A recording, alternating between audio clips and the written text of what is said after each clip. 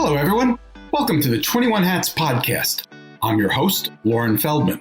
This week, Jay Goltz, Liz Picarazzi, and Dana White talk about the advantages and disadvantages of bringing in outside capital and expertise, something both Liz and Dana have considered recently.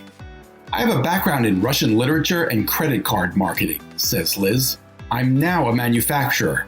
So if I could have an outside investor that either brought that to the table or could help me with it, that would be really valuable. But of course, there are trade-offs. Plus, we also talk about Dana's looming franchise sales, why it's so hard to hire lawyers and accountants, and whether there's an opportunity for Jay in framing NFT art. Even in good times, owning and running a business can be a lonely pursuit. Our hope is that these weekly conversations will let owners know they are not alone in facing challenges. Same thing with our daily newsletter, the 21 Hats Morning Report, which highlights the most important news of the day for business owners and which you can subscribe to at 21hats.com, where you can also find transcripts of our podcast episodes and lots of other articles and interviews. Joining me this week on the podcast are regulars Jay Goltz, whose companies in Chicago include a picture frame business, artist frame service, and a home furnishing store, Jason Home. Liz Picarazzi, who is CEO of City Bin, which is based in Brooklyn, New York, and makes trash enclosures and package bins. And Dana White, who is CEO of Paralee Boyd, a Detroit-based chain of hair salons. The episode is titled, Have You Considered Not Taking Investors?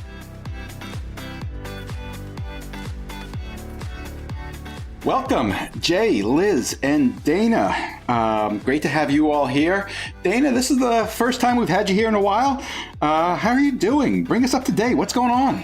I'm hanging in there, Lauren. Hi, guys. Glad to be back. Busy girl. Tell us.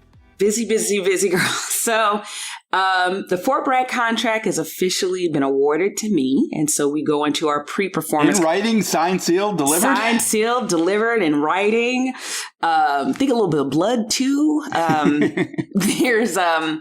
It's done. And so we go into our pre-performance conference next week where they just go over the contract we've agreed upon and what we're agreeing to, and we put a timeline. The military is very excited. They've already set up a list of bases globally, which is exciting. And I've been speaking to my bank about what our relationship is going to look like going forward as these bases roll out. Do you have a timeline specifically for Fort Bragg when you want to be open? No, I'm saying just by the end of the year. I'm not pushing it. Just by the end of the year. The priority is franchising and getting that off the ground. So, and plus there's a lot of administrative work that has to go on with drawings and permitting and contracting and all that stuff. So we're going to do all that before we get hired. But it shouldn't take to the end of the year, but I'm not putting like, oh, we got to be open by June. No, we're not doing that. Wait, but you said the priority is franchising. Tell us about that. It is. So we're starting to sell franchises next month. We have over 90 inquiries in our inbox. So I'm really hoping that 3 of those are viable. Yeah, there's that. And how did you generate those 90 leads? So those came from press. We've received a lot of press, and we still have press inquiries that we're talking to. Meaning you haven't done any outreach, no marketing of this opportunity? People are just coming to you? Yep. The Franchise Times article, the CNN article, the Black Enterprise article. A lot of articles have come out and people have read it and want to be some early adopters. I had a gentleman reach out to me who owns like 3 Starbucks and 10 Denny's, and his people reached out and he's interested. So, that was the missing link when you first started with this that I asked you, do you have enough money to get out there and market this? And that was the missing link. The fact is, if they're coming to you, then that was the big hurdle to get over. So congratulations. Thank you. That sounds like reasonable that out of 90, you should be able to get, a few. 3. Mm-hmm. That's what I'm hoping. And then we're still going to market. So into the areas that I think will go. Have you set a price? Yes, I have, but we're not there yet. So I can't tell you what my franchise fee is yet until we're ready till we make the financial disclosure documents public, but we haven't done that yet. Once we do, we'll be able to sell. And that's what you're waiting for. That's why this happens next month?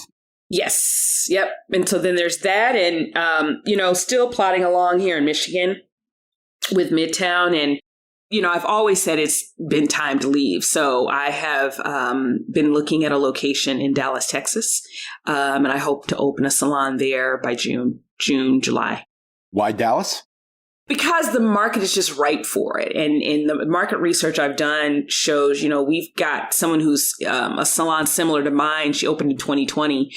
She's opening her second location this month in February. So it's like, wow, it's just nothing like it down there. And so people are ripe for it. So I'll be on a completely different side of Texas than her.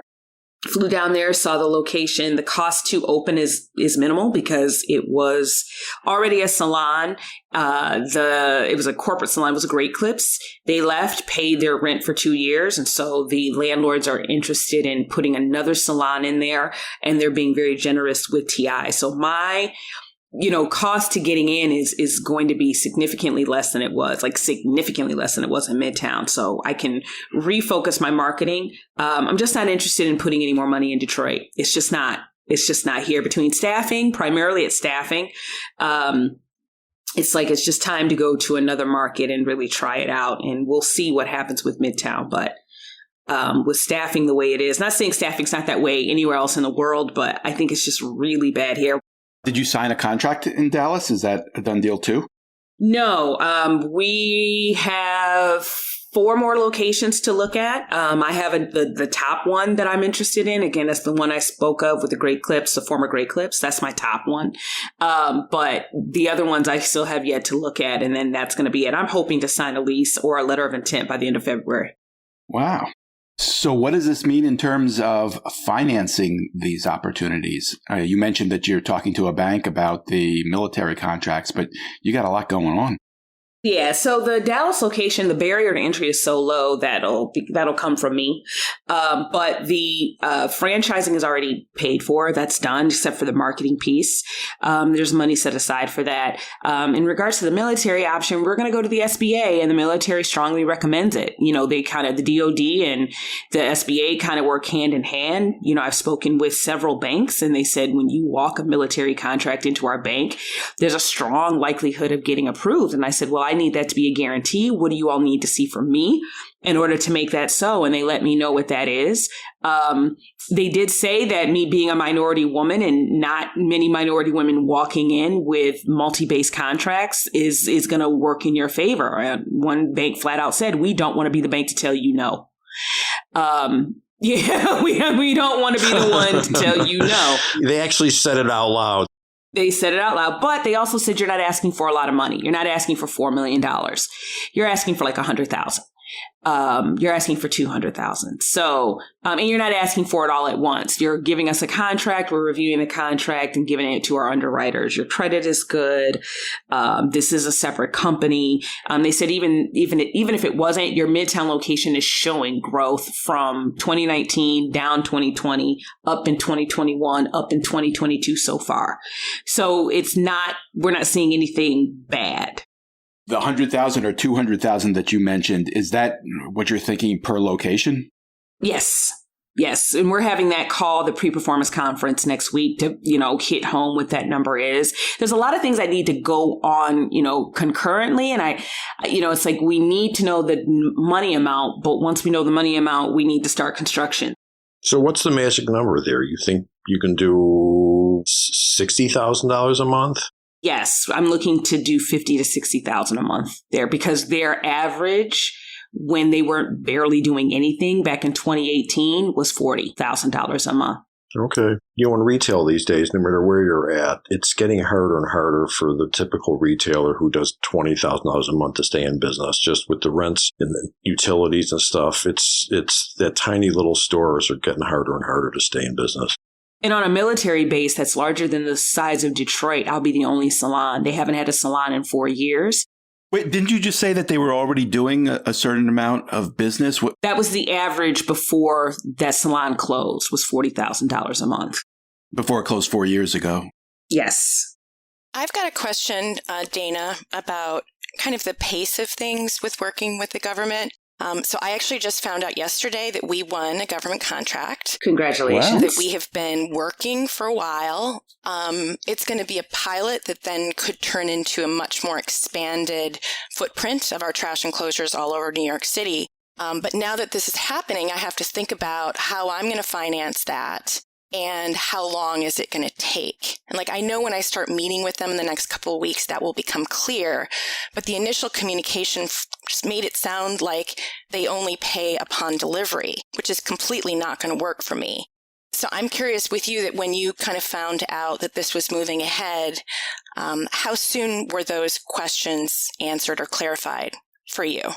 Almost immediately. Mm-hmm. I have people I'm working with that used to work in the Pentagon with AAFES directly. And so they've been able to... With who? Tell us who that is. AAFES is the Air Force and Army Exchange. So when you are on base, they have... That's like the mall owner. Yeah, the mall owner. So they are on behalf of the military. And so it was an urgent request for them. And so they're responding urgently. In regards to funding, it was, we can't help you get funding, but we can give you everything you need that makes funding compelling. And so and even the gentlemen that are working with me that are retired Pentagon officials that have worked with AAFES before have said they're moving very quickly considering AAFES in the military. They don't work quickly at all, and they've done this within a couple of months. You've got product, and I'm offering services, and I'm going to be a brick and mortar in their mall, in their exchange. So I think it's a little different, and I don't think you're working with AAFES. I think you may be working with a different division of the military. Oh, ours isn't military. Ours is actually New York City. Oh, New York City contract. Okay, yeah, I don't know. Yeah, I mean, we're a subcontractor as well. We're not a prime contractor, so there's that level in between. So you're saying they'll pay you upon delivery? Is that how it is? Apparently that's what it is. But we would have to finance a lot of product. So I would want it to be done in installments. But I just don't know how much leverage I have on it. Should I just be thankful that I got this and make it work? No, I think if you have a signed PO from the city of New York, I would think that a bank would easily lend you the money. And that's a huge distinction you made between being a primary contractor. And that's what's so exciting about the opportunity on base is that I'm coming in like Starbucks. A lot of small businesses don't. They come in and, they say, okay, we'll try you out. No. And so when you come in as a primary contractor with AAFES, they take care of your marketing. All you have to do is give them the content. So that's exciting. And it's something that's never been done before, especially with a minority woman. A global multi-base contract is huge. What do you mean they take care of your marketing? They actually do your marketing for you? Mm-hmm. They put it out on their television, their radio, their social media, and you don't have to pay for airtime. Oh my God. Do you have any control over the message that goes out? Mm-hmm. I devise the content. They look at it and they say, yep, that's great. And they put it out. Just as long as it's something that's tasteful, right? It's not something crazy. And it's not, promoting products or services that aren't in line with, I can't promote a strip club on base. You can't do that. But, as they already know who I am and what I do. They've seen, some commercials or some marketing stuff we've done before, and they're fine with it. Have you thought through how much money with all this opportunity that you're comfortable borrowing? Yes. And so it's a matter of per base. That's why it's important to start at the big ones. Because what I don't want to do is borrow for a salon that's going to only make $5,000 a month. That's going to slow it down. If I borrow $100,000 for Fort Bragg, or let's say $150,000 or $200,000, and the average is $40,000 a month, you pay your fees, that's a pretty aggressive payback, right? It's not something that's going to take me 20, 30 years to do. And so that's what I'm looking for. And so I'm not looking, and also that's why the timeline is very important. I'm not looking to open one and then, a couple months later, open the next one. No, we need to give ourselves time to make sure it's working. And then let's say, okay, now where do we go to next? So the rollout for this, even though they want it to be aggressive, the rollout for this is I'm slow and steady is the pace for me. Same thing with franchising. Slow and steady is the pace for me. just so we're consistent and it's around for the long term. I've seen franchises just roll them out like sausages and, next thing you know, you don't hear anything about them in 5 years. And that's not what I want. I want to be a 30-year business, a business that's been around in franchising and on basis with corporate locations for 30, 40, 50 years. Does the franchise actually create positive cash flow with the money they give you on the upfront? Does that cover? I'm sure that covers the expense of starting them up. But is there actually profit built into that? There is on my pro forma. Yep. And the franchise consultants, once we went through that number, they were very happy with the profit off of the franchise fee. So that'll self-fund, basically. Yep. And there are franchisors that take their profit and, go do things with it that they shouldn't for themselves. We've put in my salary. We've put in my staff salary and we still have a large profit. So for me, it's about putting that money aside, to help if the franchisee needs it or whatever. It's not about, let me take the profit and go buy a car. No, it's okay. I'm very cautious because I've been in a business that doesn't make money. And so I want to make sure that there's money on hand. And that was very important to me when we were building out the pro forma for the franchise. Liz, I want to ask you a little bit about your financing plans for your growth. But let's take a quick break to hear from our sponsor, Work Better Now. I'm here with Rob Levin, co-founder of Work Better Now, which provides businesses with highly talented virtual assistants. Rob, I've noticed that owners tend to have certain questions about virtual assistants. For example, what exactly can they do? Yeah, Lauren, we get this question all the time because people really know deep down that they need an assistant, but they're not exactly sure how it works and what they can do for them. I would say that our clients use our assistants in one of two ways. They will either use them much like I've been using my assistant for the past 8 years as an executive assistant, handling my calendar, which takes up so much time, email management, database, file management, personal tasks, creating documents for me. And then a lot of our clients basically operationalize our assistants. So we have assistants with titles like project manager, marketing associate, operations manager, and customer service representative. I think some owners worry they'll spend more time managing their assistant than it would have taken them just to do the tasks themselves. How do you respond to that? Right. This is a deadly trap, not only with assistants, but really with any employees, which is, I can do it faster myself. And the reality is you might be able to do it faster yourself. Of course, it's impossible to grow your business if you're doing everything yourself.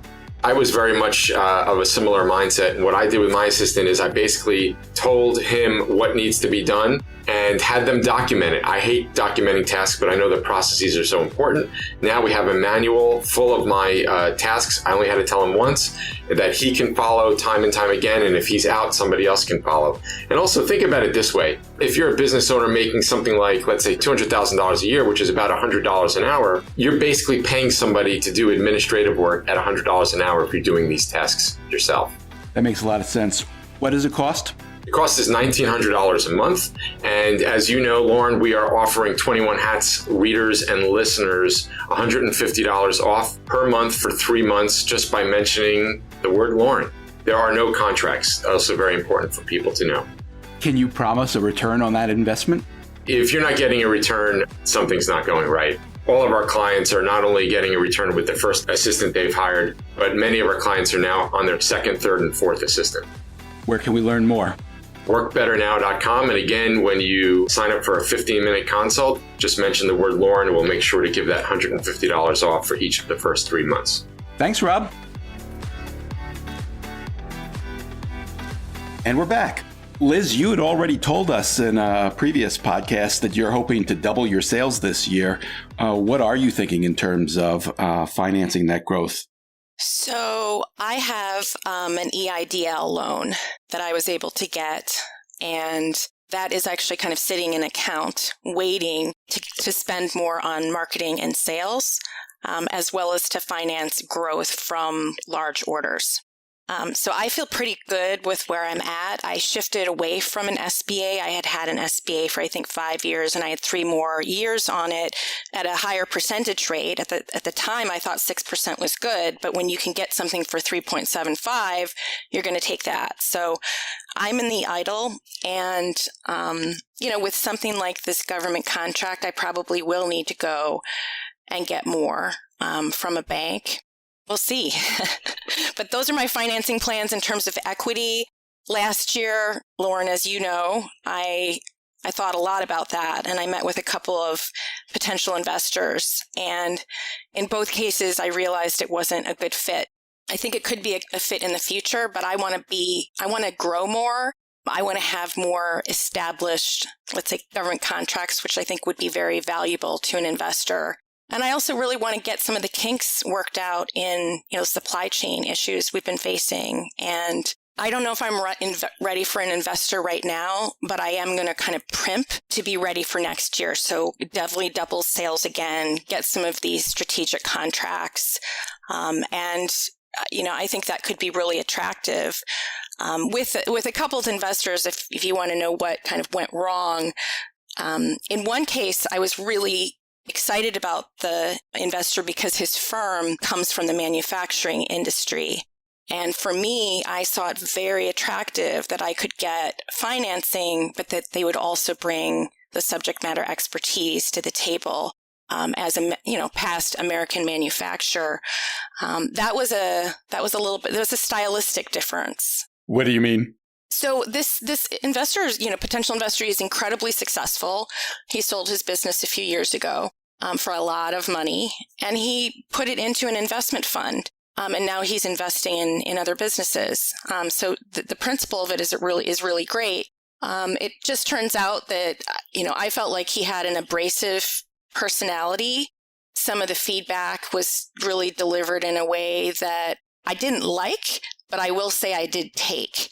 Feedback about the way you run your business? Yeah. Feedback about that, or kind of making assumptions that were wrong, and he would have found out were wrong had he spoken to us more. But I think the ultimate thing for me was that in the last meeting that we had, I was doing employee reviews that day. And I had an employee review with an excellent employee. And at the end of the review, I asked him if he had any questions or concerns. And he only had one. And it was, what's going on with that investor? It doesn't sound good. And I really listened to that because he's really valuable to me. I don't really know if the investor would or wouldn't be valuable to me, but I know that employee is. So that was something that was really telling. I have two questions. First of all, just out of curiosity, this person who was the investor you said was extremely successful. Did he actually start the business? Yes. Okay, so he sold it and now he's got money to invest. My other question is, have you considered just not taking on an investor and funding your own growth and not having to answer to anybody? Because that's what I did. And in looking back, I have to tell you, I'm very glad I did it my way, because I got nobody to answer to and I'm just in good shape. And I see lots of people that took in investor money and it didn't go well. And if you have to, you have to. There's no argument. Some people have to take in investor money because what they're doing is so capital intensive. I don't see your business being that capital intensive that you couldn't self-fund it. Have you thought about that? I have. And I don't like the idea of having a boss above me, especially if she or he really can't give great advice. So if it's like a VC that's coming from the software industry, they're really not going to know my business unless they've been a manufacturer in the past and they really get the sense of like the cash flow and what's needed. So I think it would have to be an investor that fit from a subject matter expertise perspective. But, my husband and I own the business. We really like our life right now. We can walk to work. It's like 15 blocks away. We don't have to answer to anyone. Our business is growing. We have a wonderful team. And the specter of an investor coming in and disturbing that harmony that we have is something I need to look at. Everybody thinks you got to go get investors now, and that's just simply not the case. And it's most businesses do not have investors. And the people that I know that are just happy campers out there making good money and having nice lives, they don't have investors. I'm afraid that people start to think that, well, if you want to be a big shot, you have to have some investor money. And I don't believe that's the case. That's not the case at all. And I don't know that your business needs that. It depends on how fast you want to grow. Like I've had people come to me and say, Dana, even on this show, it was said, look, why don't you just take on an investor who can put a lump sum of cash in and you can roll these, sites across bases out, boom, boom, boom. But me, Since, I was last on this show, I've had people approach me. Oh, what a great opportunity. Would you consider taking on an investor? And my answer is no. And I'm with Liz. Unless you've walked in these shoes, you're not going to understand. Unless you've been a hair traffic controller and you've worked the desk and you've answered that phone when a stylist is called off, if you know the staffing concerns we have, a lot of investors that have approached me see the financial gain, like that I'm interested in selling down the road, and they want a piece of what I sell, but they could care less about the problem I'm solving for, and what it's actually like to be a part of this business. And so I want a partner. Money would be great, but I want a partner. And even if that partner isn't in the industry, I want somebody who respects the years in that I have enough to sit in the back seat and ask questions, not side seat drive. And so that's why right now, I have a great opportunity. I mean, they just sent me the Grafenwehr contract for Germany the other day. But no, they had taken on an investor. Well, what are you spending it on? And what are you doing? And da-da-da-da. Well, why isn't it making more money? Well, staffing, I'm not interested. Right now, slow and steady is the space, and it takes me 10, 15 years to grow it. Oh, well. I can tell you the math is simple. Most businesses, many businesses, I'll just go throw out a number that I believe to be pretty close. My guess is most businesses could grow 20% a year, which is tremendous growth, and self-fund if you're profitable enough, which you should be. 20% of your growth is going to really get you where you want to go very quickly. In 10 years, you're going to go from $1 million to 10 million. So I don't think that's a bad option. And, but there are clearly some companies that need to get investor money because they're in an exploding market, and they got to get out there with it. I've seen plenty of businesses grow 10 to 20% a year and turn into big companies, big enough companies, I should say. That's kind of the key, big enough. Like if you could get to $10 million, you're making a lot of money and life is grand. Well, I'm open to it, but for me, it's not just the cash, it's the subject matter expertise. So I'm an accidental manufacturer. I have a background in Russian literature and credit card marketing. I'm now a manufacturer. So if I could have an outside investor that either brought that into the table or could help me with it, that would be really valuable. That would be really differentiating. But the other thing about often with investors, particularly if they're VCs, is my sense is that a huge chunk of the pitches that they get are for software and technology companies. And I guess if that's their forte, I don't really like them evaluating me according to that yardstick. It's a totally different business. So there's a bit of me that's like, maybe I would be unattractive to them. Absolutely. They're looking for grand slams. They're looking for something that's going to turn into a, $300 million business. Unicorns. But there are other kinds of investors who would be interested. Yes, they're not it's not VC. No, it's private equity. Just to play devil's advocate, one of the reasons a lot of companies consider taking on private equity is they're concerned about competition. They have a product and they want to establish themselves as quickly as possible before someone else steals market share. Are you at all concerned about that? So I may be naive, but I actually still feel like I'm in a fairly blue ocean by being so differentiated as the premier go-to trash enclosure. We're totally different than anything out there. And when people want us, they want us. But someone else could do that too, right? They could. And there have been attempts. I mean, I've had a couple of patent infringements, including, and very disappointingly, of a client who completely knocked off my bin. So, that was a situation. I've heard that as well. I've heard, Dana, aren't you worried about it? And, with it being my business model being really new, I have 9 years ahead of anybody who's starting. Even if they started 2 years ago, I've got 7 years ahead of you. So I'm not really worried about it. And that's another reason why I'm franchising. I think that, the growth of franchising helps, that establishes it without me having to take on an investor. I think my hurdle with an investor and establishing myself in the market is that, again, you're dealing with a problem that the people with money don't really see as a problem because they can't relate. They don't understand. They don't know what it's like to grow up sitting in a salon all day. And it's one of those things that once there's, 100 across the country and they're established on military bases, they're going to go, oh, why didn't I think of that? But I've had, even people that have worked for me, they go and they open it their own, and they don't last because it's a lot more than just, letting people walk in and doing it. There's a lot of moving parts, and you have to get practiced in doing it before you're ready to scale. Even if the money is readily available, you have to know how the salon operates, and that takes time. Liz, you told us that because of the supply chain chaos, you had placed a much larger order than usual for your products from China, and that you were expecting that to be delivered. Has that actually arrived? Yes. So we actually have two waves. One wave was on product that we ordered 9.5 months ago.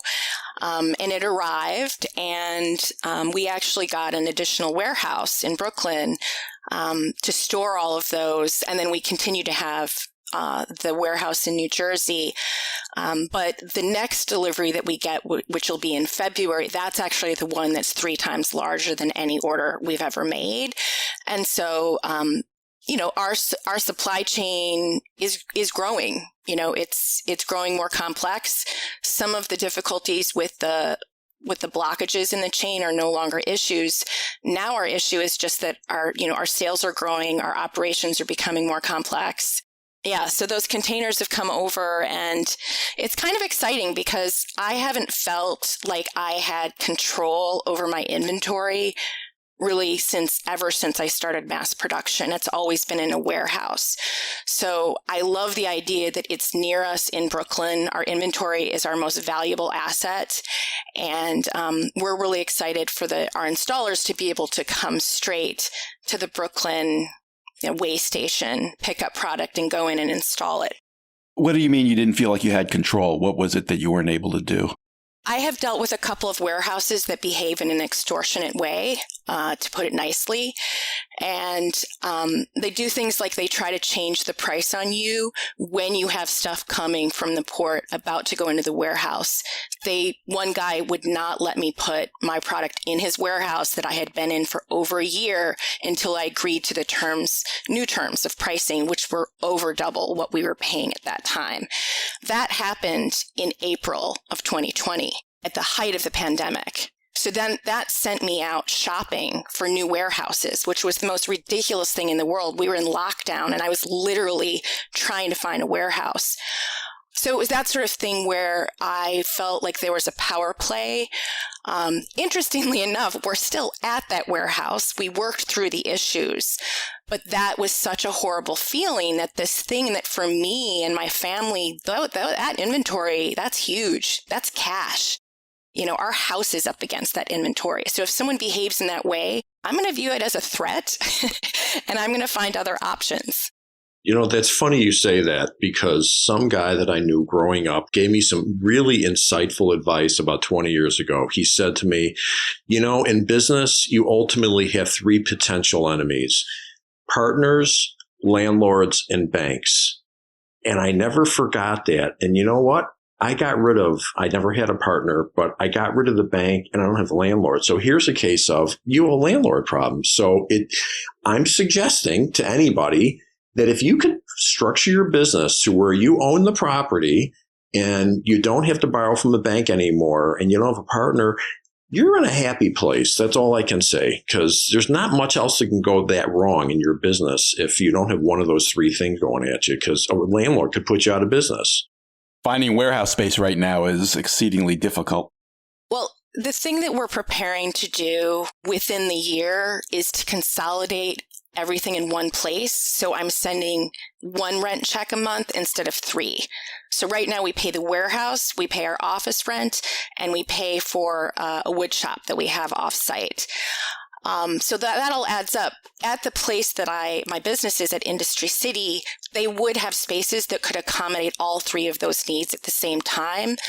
But we didn't want to sign on to like a 5 or 10 year lease yet because of all the uncertainty. Now that things are smoothing out, we're really excited to be able to do that again, but we wanted to transition to it. Lauren, just, when you say warehouse space, you're reading a lot of publications. There's a lot of demand for these gigantic warehouses for the Amazons of the world. There's still plenty of buildings out there for sale that are 20, 30, 40, 50,000 feet. I mean, you can go online at any second, and there's plenty of buildings that are out there that are empty on the smaller side. I don't think there's a shortage of those. And SBA loans, you can buy a building with 10% down, which is a beautiful thing.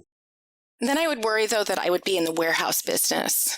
Why? Owning one warehouse to... If we didn't fill it out, I would feel the need to sublease, and that would be a distraction.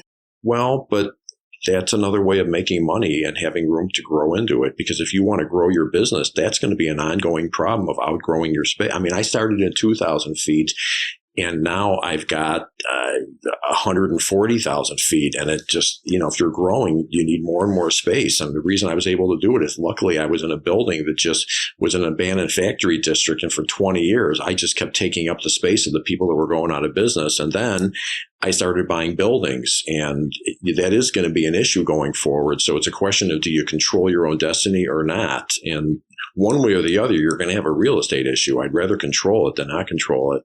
You had points in time where you were leasing space out to other businesses, weren't you, Jay? Yeah. When I bought my building now that I've been in for 20 years, I had, I probably had 10 people renting office space, and slowly but surely I didn't renew the leases and I've taken over the whole building.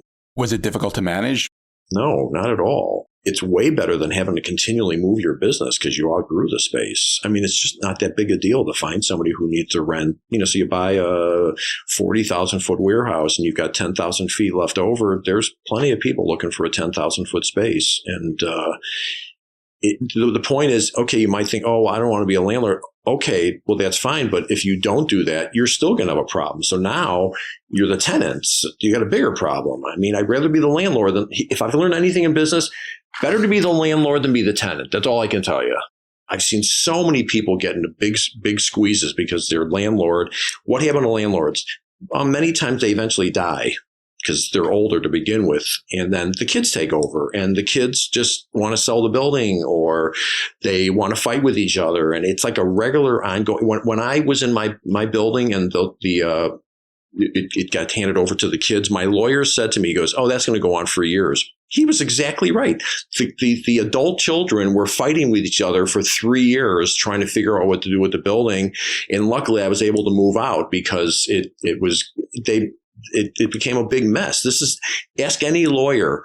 These transitions with real estate, with kids and stuff, they're frequently all messed up, and you're the tenant. It turns into your problem. And that's why I say you own your own building, you control your destiny. And I think that that's generally, not always, most of the time, a good thing.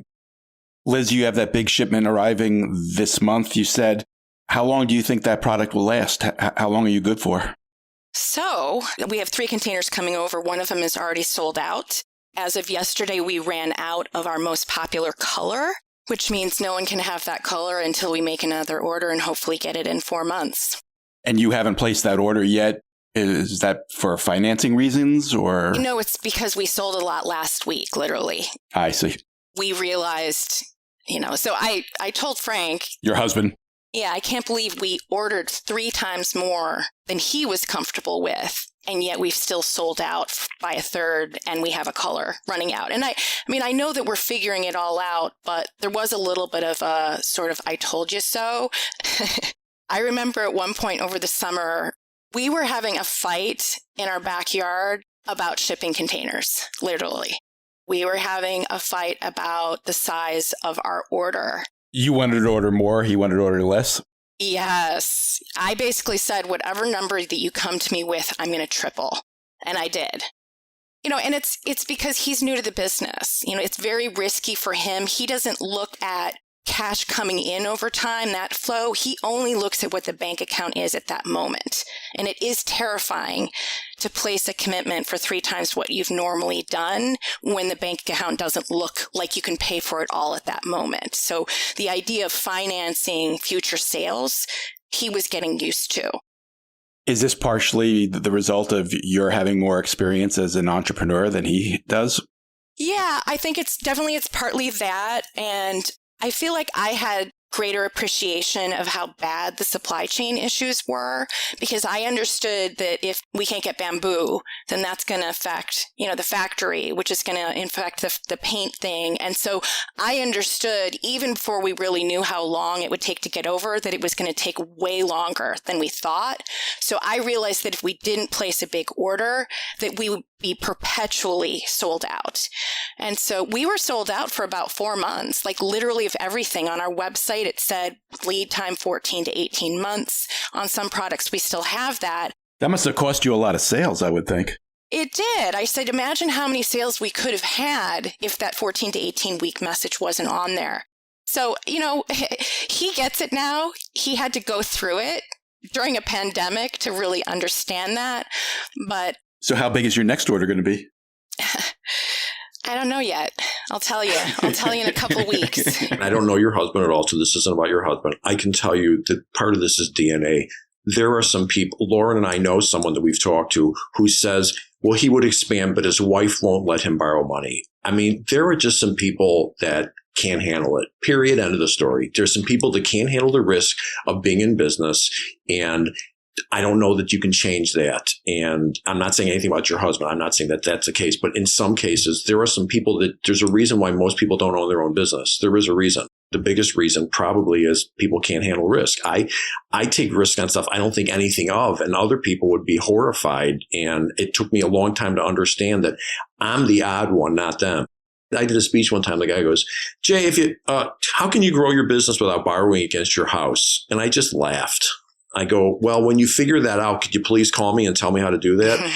I mean, most entrepreneurs I know have done what they had to do to finance their business. And that's the way it goes.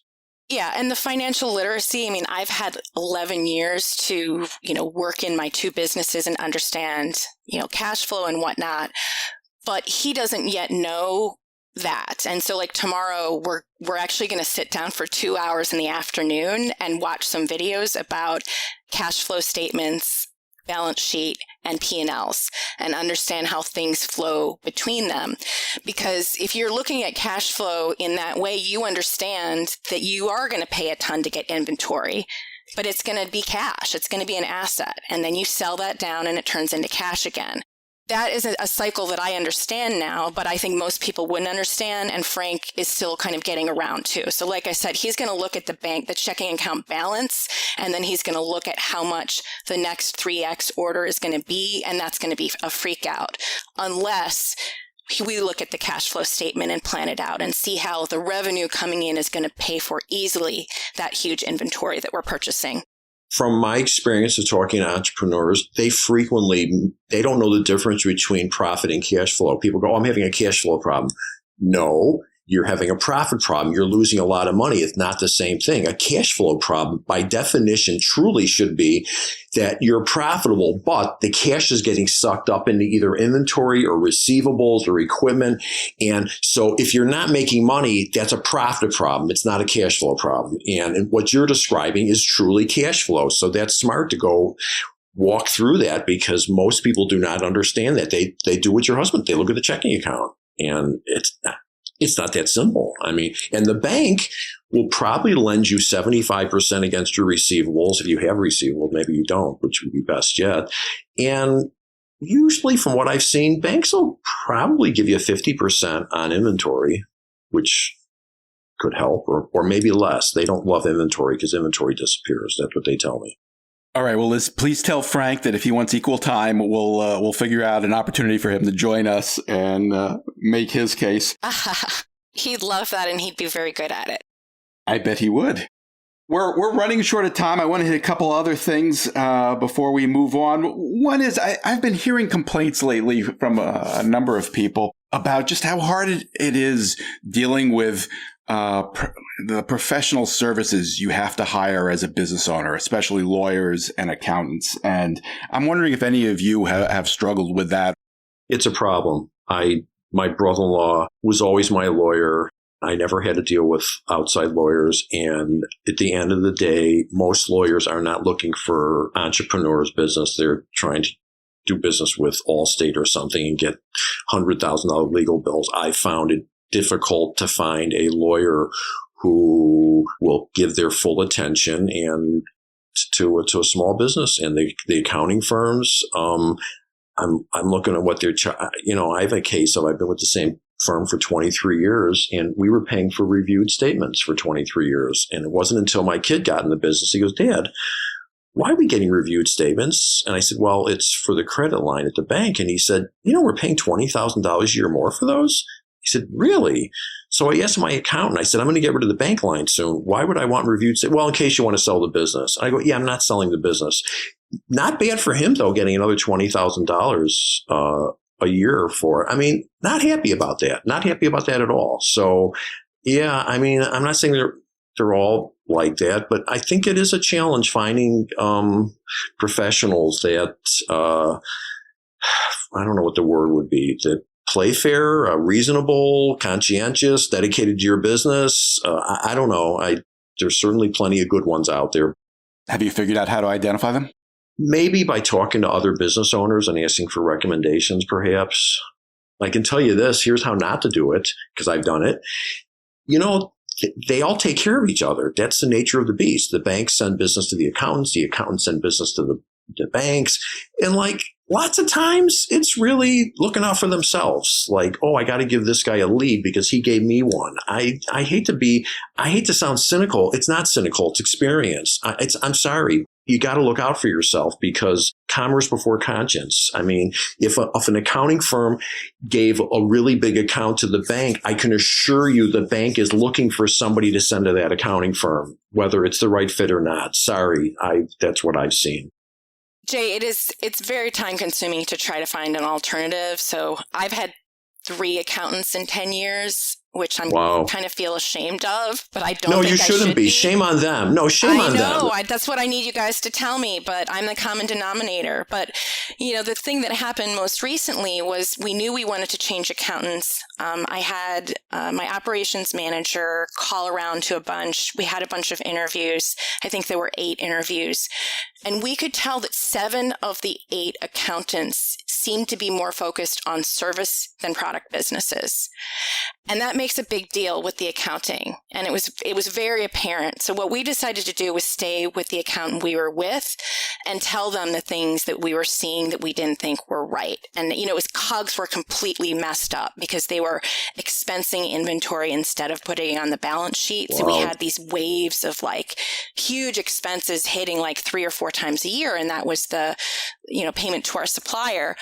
So we've turned it around, but I guess I bring this up because it's been very stressful to me. But then I also had someone working a month or so on this, and she became very frustrated with it. So if you tie up a resource to shop around for a new accountant or lawyer or insurance agent, you got to really know what you want and you have a good filter. I don't think I've always had a good filter, but I do think now I will, because finding an accountant that can be great at product and knows on inventory is a very different thing than someone that does services. Jay, does that surprise you? That an accounting firm would struggle with product versus services?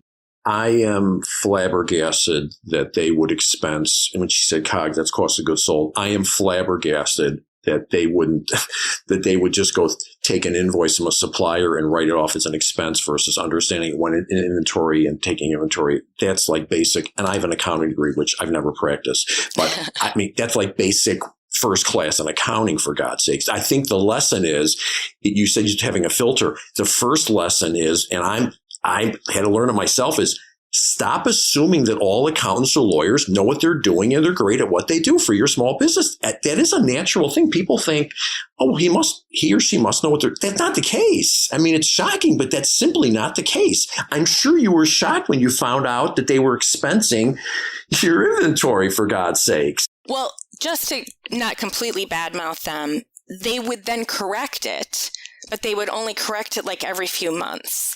And that was annoying to have to ask them to do that. Well, clearly you shouldn't be having to ask them to do that. That's amazing. Well, there's a difference between most of these accounting firms really do tax returns, and then there's running the business internally. And the fact is, in that case, I use a plug number for my cost of goods sold, meaning we bring in the shipments. We just, whatever the sales are, we figure X% is for material, and then we queue it up when we take physical inventory to get it right. But at least it's running at about the right number. And that's something you do internally. It would take a smart accounting firm to understand it, to help you with that. And I'm sure they do exist. You have to go looking for one. All right. We're almost out of time. Last thing today.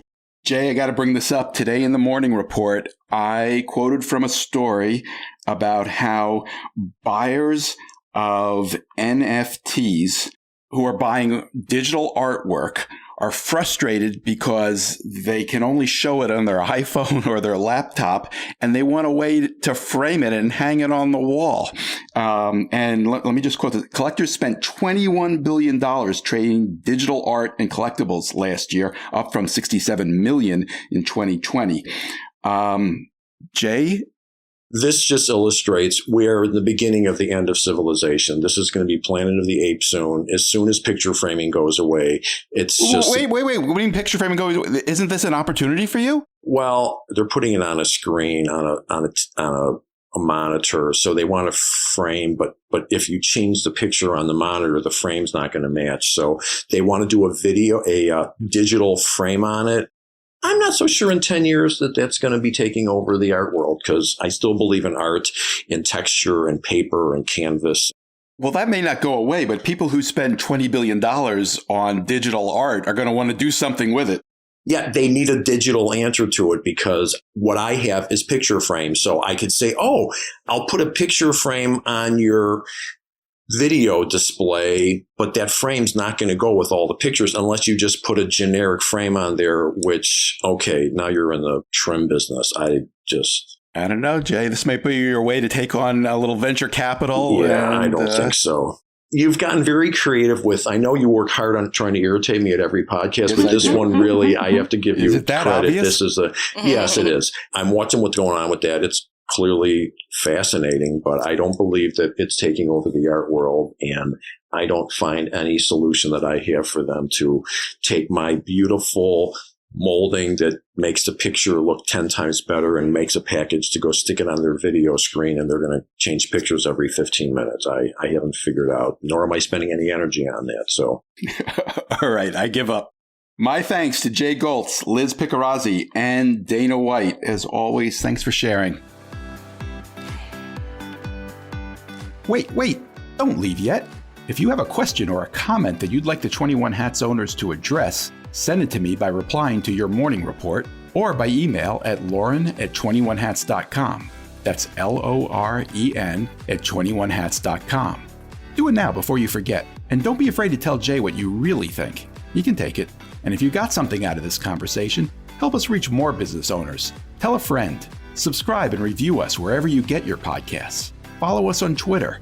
Subscribe to the Morning Report at 21hats.com. This episode was produced by Jess Thuberon, founder of Blank Word Productions. Okay, now you can leave. Thanks for listening, everyone.